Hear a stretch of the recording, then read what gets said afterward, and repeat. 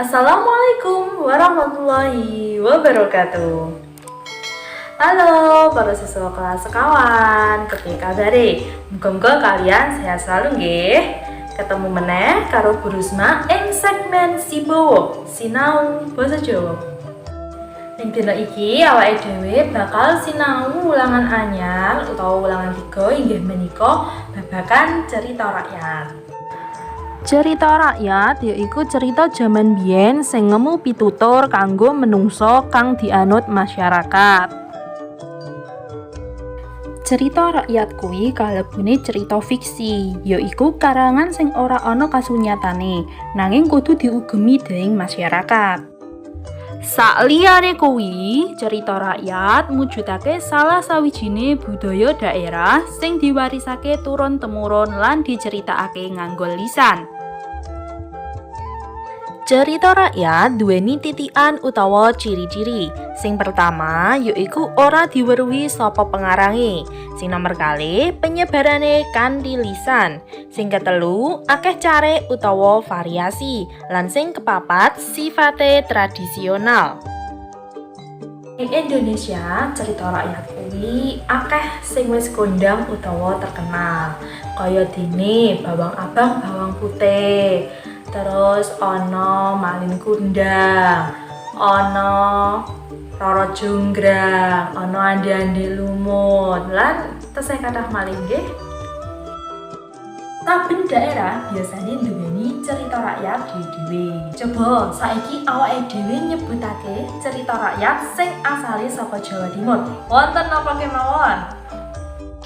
Cerita rakyat asal Jawa Timur wonten Keong Mas, asal usul Surabaya, Reyok Ponorogo, Cindelaras, Damar Wulan, asal usul Banyuwangi, lan legenda Gunung Bromo, lan taksih kathah liyane. Para siswa kabeh, dadi cerita rakyat kuwi duweni unsur pandhapo utawa unsur pembangun sing diarani unsur intrinsik. Nah, unsur intrinsik kuwi dhewe wonten gangsal, inggih menika wonten tema, wonten latar, wonten paraga, wonten amanat, lan sing kali dhewe wonten alur. Tema yaiku gagasan pokok sing dadi dasar dumadine cerita. Tuladhane anak kang durhaka, kaya cerita Malin Kundang. Ibu tiri sing jahat, kaya cerita Bawang Abang Bawang Putih. Latar yaiku andharan babagan wektu, kahanan lan papan dumadine cerita. Latar kuwi dibagi dadi telu, yaiku latar wektu, misale esuk, awan, bengi.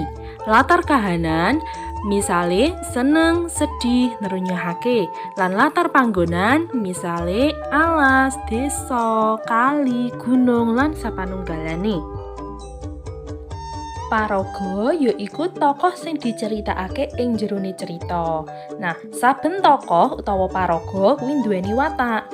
Misale, Bawang Abang watake iri, megelake. Bawang Putih watake sabar, seneng nulung lan sapanunggalane.